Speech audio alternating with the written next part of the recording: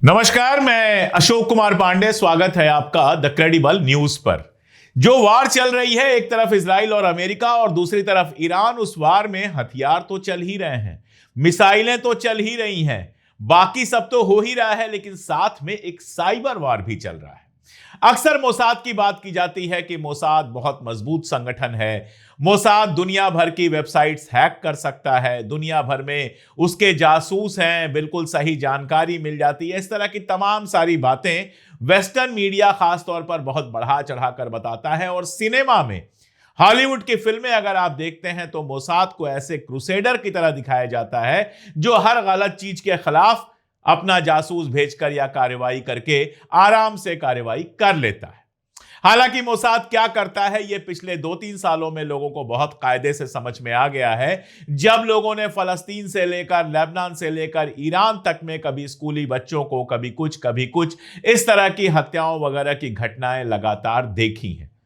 लेकिन यहां मामला यह है कि ईरान ने जो 30-40 साल से अपनी तैयारी की है, उसमें ये जो साइबर वार है, इसकी तैयारी भी बहुत कायदे से की हुई है। और इसीलिए इजराइल को अपने ही खेल में कई बार बहुत जबरदस्त मार खानी पड़ रही है। जैसे मैं एक एग्जांपल दूं, काश पटेल का, अभी इजराइल पर आता हूं उसके पहले जरा अमेरिका का देख लूं। काश पटेल का अकाउंट हैक हो गया था। एफबीआई के डायरेक्टर हैं काश पटेल और इनका अकाउंट हैक हो गया था। अब आप सोचिए, अमेरिका में एफबीआई के डायरेक्टर का अकाउंट हैक हो जाना कितनी बड़ी बात है। ये तो अमेरिका की बात हो गई। चलते हैं इजराइल की तरफ, वहां से और ज्यादा खबरें इस तरह की हैं। जैसे खबर ये आई, ये वॉल स्ट्रीट जर्नल की रिपोर्ट है कि इजराइल के कम से कम 50 सिक्योरिटी कैमरे हैक कर लिए ईरान से जुड़े हुए हैकर्स ने। अब आप देखिए, सिक्योरिटी कैमरे कहां लगे होते हैं? उन जगहों पर लगे होते हैं जहां की सिक्योरिटी की खास देख रेख की जानी होती है। इसके अलावा आप देखते हैं कि सीसीटीवी कैमरे दुनिया भर के लगे होते हैं। ये सारे सीसीटीवी कैमरे, आप सोचिए, अगर जरूरी जगहों के हैक हो जाएं तो आपके उस एरिया में क्या चल रहा है ये तो पता चल ही जाता है। दूसरा, उसका एग्जैक्ट लोकेशन भी आराम से पता चल जाता है। शायद यही वजह है कि ईरान की मिसाइलें इजरायली लोकेशंस पर इतने कायदे से, इतने आराम से गिरी हैं। यही नहीं, इजराइल का तो किया ही क्या, साथ में यह कहा जा रहा है कि सऊदी अरबिया, यूएई और बहरीन जैसे देशों में भी बहुत सारे सिक्योरिटी कैमरे हैक करके उन पर नजर बनाई जा रही है। अब ये कई तरह की नजर हो सकती है। पहली बात तो यह कि हमारी मिसाइल से एग्जैक्ट नुकसान कितना हुआ, क्योंकि अब इजराइल तो बताएगा नहीं कितना नुकसान हुआ है, वो तो झूठ पहुंचा रहा है। और साइबर वार में यह जरूरी है कि आप इजराइल का नुकसान भी दिखाते रहिए, ताकि दुनिया में जो एक वार परसेप्शन का चलता है उसमें यह क्लियर हो कि असल में इजराइल को कितना नुकसान हो रहा है। और आप देख रहे हैं कि इस तरह के सीसीटीवी तमाम वीडियोस इजराइल से आपको सोशल मीडिया पे दिख रहे हैं। जाहिर है ये हैक जो कैमरे हैं उनके थ्रू देखे जा रहे हैं। तो एक काम यह किया कि वहां के ढेर सारे सिक्योरिटी कैमरे ईरान से जुड़े हुए हैकर्स ने हैक कर लिया। इसके बाद आप देखिए, ईरान के एक्स मोसाद चीफ हैं तामिर पार्डो, उनका ईमेल खाता हैक कर लिया गया। अब जो मोसाद का चीफ होगा उसके ईमेल में कितनी सारी सेंसिटिव जानकारी होंगी, यह समझना कोई मुश्किल काम नहीं है। जाहिर है मोसाद जितने ऑपरेशंस प्लान कर रहा होगा या पहले ऑपरेशन कर चुका होगा, इसके अलावा मोसाद के जहां जहां अड्डे होंगे, मोसाद के एजेंट्स होंगे, ये सारी जानकारी उनके जो एक्स चीफ हैं उनके ईमेल में भी मिल गई होगी। और ईरान की खुफिया एजेंसियों से जुड़ा हुआ एक समूह जिसको हंडाला कहा जाता है, उसने ये हैकिंग ऑपरेशन किया और इसमें कई सारे जो उनके समझौते थे, इसके अलावा मीडिया ब्रीफिंग्स थी और जो कुछ डिटेल्स थे, वो सारे के सारे हैक करके गवर्नमेंट ऑफ ईरान तक पहुंचा दिया। अब ये हंडाला नाम का जो high profile cyber operation group है, इसने बहुत कुछ हैक किया है। यही वो ग्रुप है जिसने काश पटेल का, एफबीआई के डायरेक्टर काश पटेल का भी ईमेल उड़ा लिया था और उसमें जो गुप्त जानकारियां थी वो पब्लिक कर दी थी। अब इसके आगे आप देखिए, ईरान के जंग के बीच एपी बताता है कि कई बड़े साइबर हमले हुए हैं इजराइल के ऊपर।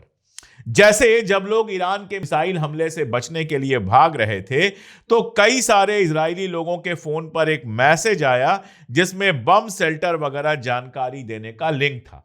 अब इस लिंक पर जो क्लिक करता था उससे फोन का कैमरा, लोकेशन, ये सारी चीजें सीधे हैकर के पास पहुंच जाती थी। इस तरह से लोगों के मोबाइल, जंग के बीच लोगों के मोबाइल हैक करके ईरान ने बहुत सारी जानकारियां उड़ाई हैं। यह भी साइबर वार का हिस्सा है। आप जानते हैं यह वार शुरू होने से पहले CIA ने बाकायदा एक लिंक जारी किया था और उस लिंक से कहा था कि आप CIA की मदद कर सकते हैं, CIA से जुड़ सकते हैं अगर आप ईरान में रहते हैं तो।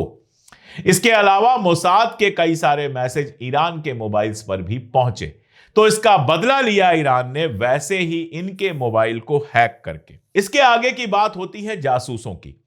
यह ठीक बात है कि ईरान के अंदर मोसाद के बहुत सारे जासूस हैं और ईरान में गद्दारों की कमी नहीं है। लगातार धरपकड़ हो रही है, लगातार ईरान के अंदर मोसाद के और CIA के जासूसों को पकड़ा गया है। जब पिछली बार तमाशा हुआ था, वहां पर जुलूस निकले थे सरकार के खिलाफ, जो हिंसक हो गए थे, आर्मी के ऊपर हमला हुआ था, IRGC और पुलिस के ऊपर हमला हुआ था, उस समय भी CIA और मोसाद ने सीधे उसमें हस्तक्षेप किया था। मोसाद और CIA के ऑफिसर्स बाकायदा ट्वीट कर रहे थे कि हमारे लोग ईरान की सड़कों पर हैं। उनको लगा था अब तो ईरान की सत्ता पलट जाएगी, तो उसका श्रेय ले लो। लगता यह है जैसे मोसाद के एजेंट तो ईरान में हैं, लेकिन ईरान के एजेंट इजराइल में नहीं। लेकिन यह बात भी गलत है। इस जंग के दौरान अगर हम देखें तो जितनी खबर बाहर आ सकी है, उसके मुताबिक इजराइल के अंदर भी ईरान के अच्छे खासे जासूस मौजूद हैं, जो आयरन डोम प्रणाली जो उनकी है, जो पूरा का आयरन डोम सिस्टम जो उनका है, जो रॉकेट्स वगैरह को रोकता है, इंटरसेप्टर जो है, उसके बारे में जानकारियां ईरान को दे रहे थे। कई लोग ऐसे इजराइल में गिरफ्तार हुए हैं जो इजराइल के अंदर की जानकारी ईरान को दे रहे थे। इनमें एक सीनियर जर्नलिस्ट का भाई जो आर्मी में काम करता था वो भी था, और बताया जाता है कि उसने जो आयरन डोम की जानकारियां अवेलेबल कराई थी ईरान को, उसके आधार पर आयरन डोम को अच्छा खासा नुकसान पहुंचाया गया है। उसके पहले 20 साल की उम्र के 2 इजरायलियों को गिरफ्तार किया गया था, जो जूडिया और सामरिया इलाके में, यानी कि आप वेस्ट बैंक के इलाके में लगातार जानकारियां पहुंचा रहे थे ईरान को। इसके अलावा भी कई सारे जासूस इजराइल में पकड़े गए हैं, जिससे यह समझ में आता है कि ईरान ने भी अच्छी खासी नजर बना के रखी है इजराइल पर, और एकदम पॉसिबल है कि UAE वगैरह में जो हमले हुए हैं, जो सीधे होटल्स पे हमले हुए हैं, दावा किया गया है कि उन कमरों में अमेरिका के अधिकारी रुके थे, वो जानकारियां भी लोकल तरीके से ईरान के पास पहुंची हो। वैसे UAE के बारे में मैं आपको बता दूं, UAE एक ओपन टाइप की इकोनॉमी है। UAE का जो पूरा का पूरा सिस्टम है वो बहुत अरेबिक सिस्टम आपको नहीं लगता। वहां आपको गली गली में हमाम मिल जाएंगे, और जब हमामों के बारे में आप पता करेंगे तो मालूम ये चलेगा कि वहां कुछ और धंधा चल रहा है। क्लब्स में डांस करने से लेकर और ये सारा कुछ आप देखेंगे, रशियन महिलाएं वहां पर आपको बहुत दिखाई देती हैं। अब कहा यह जा रहा है, बहुत सारे लोगों का यह मानना है कि ये जो रशियन महिलाएं हैं, इनमें अच्छी खासी संख्या ऐसी रशियन महिलाओं की है जो बेसिकली रशिया के लिए जासूसी कर रही हैं, जो बेसिकली जानकारियां UAE की निकालकर रशिया तक पहुंचा रही हैं। तो यह भी मुमकिन है कि UAE की जानकारी इसी माध्यम से रशिया पहुंची हो और रशिया से फिर ईरान के पास सही लोकेशन पहुंचे हो। दूसरा, बहरीन जैसे मुल्कों में देखिए जो होटलों पे हमले हुए वगैरह वगैरह, बहरीन में आप जानते हैं एक बड़ी संख्या ऐसे लोगों की है जो बेसिकली ईरान के सपोर्टर हैं। शिया वहां काफी हैं, 70% के आसपास बताया जाता है शिया है। तो शियाओं में एक अच्छी खासी पॉपुलेशन उनकी है जो ईरान के समर्थक हैं। सुन्नियों में भी एक अच्छी खासी पॉपुलेशन उनकी है जो ईरान के समर्थक हैं।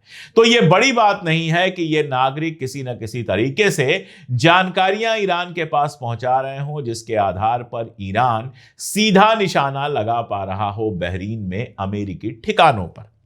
तो ये जो साइबर वार चल रहा है, जिसमें टीवी देखिए आप, अगर आप मूवीज देखिए, अगर आप अमेरिकी अखबार पढ़िए, तो आपको लगता है बस मोसाद और CIA दुनिया में जहां जो चाहते हैं वो कर डालते हैं।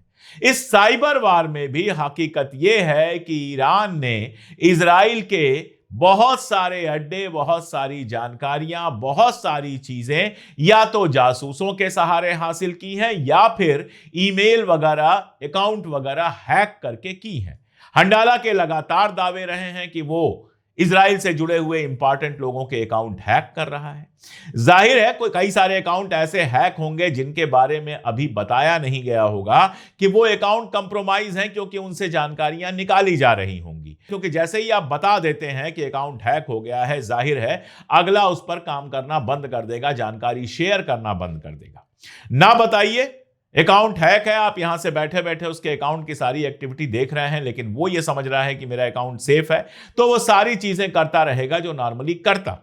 और ऐसी जानकारियां हंडाला ईरान को सीधे पहुंचा रहा है, ईरान की गवर्नमेंट को पहुंचा रहा है, और उसका नुकसान इजराइल को उठाना पड़ रहा। पुराने जमाने में यह काम जासूस करते थे, अब जब साइबर का जमाना है, जब ईमेल का जमाना है, जब इंटरनेट का जमाना है, मोबाइल का जमाना है, तो ये हैकिंग वगैरह वगैरह जो चीजें हैं, ये जासूसी के नए तरीके हैं। और ईरान ने इस मामले में भी इजराइल का जबरदस्त मुकाबला किया है, और शायद इसीलिए हम देख पा रहे हैं कि इजराइल हो या मिडिल ईस्ट के गल्फ कंट्रीज हो, वहां निशाने जो ईरान के लग रहे हैं वो पक्के लग रहे हैं। नतीजा यह है कि जिस जंग के बारे में मोसाद और सीआईए का प्लान था कि 48 घंटे में यह जंग खत्म हो जाएगी, वो खिंचती खिंचती 1 महीने से ज्यादा हो गई है। आज जब मैं बात कर रहा हूं तो 31 मार्च है और 28 तारीख को यह जंग शुरू हुई थी, 28 फरवरी को शुरू हुई थी, तो 1 महीने से ज्यादा, 3 दिन ज्यादा वक्त गुजर चुका है और अभी तक ईरान हार मानने को तैयार नहीं है।